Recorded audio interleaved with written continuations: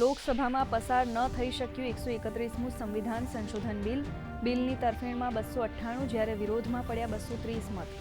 કેન્દ્રીય ગૃહમંત્રીએ વિપક્ષ પર કર્યા પ્રહાર, કહ્યું ચૂંટણીમાં મહિલાઓ માંગશે જવાબ, અમે કોઈ પણ કિંમતે મહિલાઓને અપાવીશું તેમનો અધિકાર.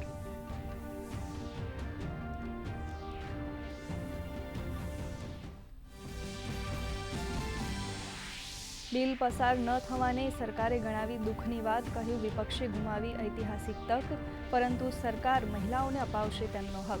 સંસદીય કાર્યમંત્રી કિરણ રિજિજુએ કહ્યું વિપક્ષે સાથ ન આપ્યો એ દુઃખની વાત, લોકસભા આવતીકાલ 11 વાગ્યા સુધી સ્થગિત.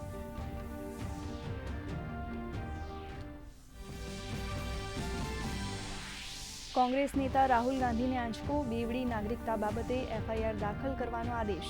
અલ્હાબાદ હાઈકોર્ટના લખનઉ બેન્ચનો નિર્ણય, કહ્યું મામલો રાષ્ટ્રીય સુરક્ષા અને પારદર્શિતા સાથે જોડાયેલો હોવાથી તેની ઊંડી તપાસ જરૂરી.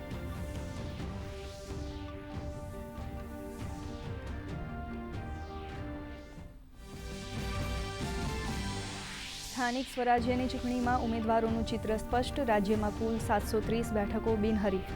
15 મહાનગરપાલિકા અને તાલુકા પંચાયતમાં તમામ બિનહરીફ બેઠકો ભાજપાના ફાળે, તો નગરપાલિકામાં 385 બિનહરીફ બેઠકોમાં 370 ભાજપને તો 12 કોંગ્રેસના ફાળે.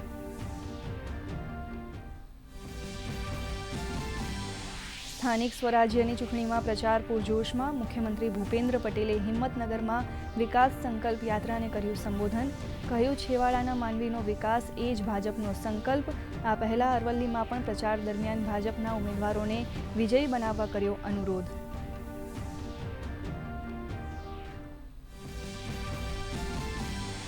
સ્થાનિક સ્વરાજ્યની ચૂંટણી માટે તમામ પક્ષો લગાવી રહ્યા છે એડીચોટીનું જોર. પોરબંદરમાં ભાજપ, કોંગ્રેસ અને આપનો ડોર ટુ ડોર પ્રચાર. નાયબ મુખ્યમંત્રીએ મોરબીમાં વિકાસ સંકલ્પ યાત્રાને સંબોધી ભાજપા ઉમેદવારોને વિજયી બનાવવા કરી અપીલ.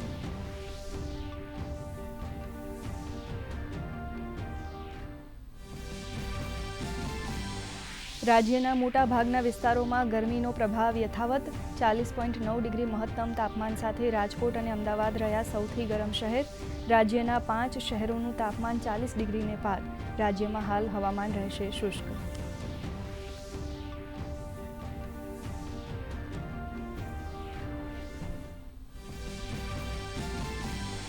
ઈરાનના વિદેશ મંત્રી અબ્બાસ અરાઘચીની જાહેરાત. ઇઝરાયલ અને લેબનોન વચ્ચે યુદ્ધ વિરામ બાદ હોર્મુઝ સ્ટ્રેટ તમામ વ્યાપારી જહાજો માટે રહેશે ખુલ્લું. ઓઇલ ગેસમાં મળશે મોટી રાહત, તો અમેરિકી રાષ્ટ્રપતિ ડોનાલ્ડ ટ્રમ્પે ઈરાનનો માન્યો આભાર.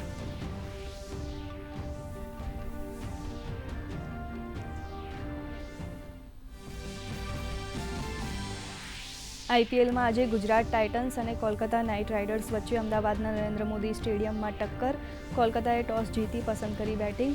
કોલકાતાની નબળી શરૂઆત. ગુજરાત તરફથી રબાડાએ 2 તો સિરાજે ઝડપી 1 વિકેટ.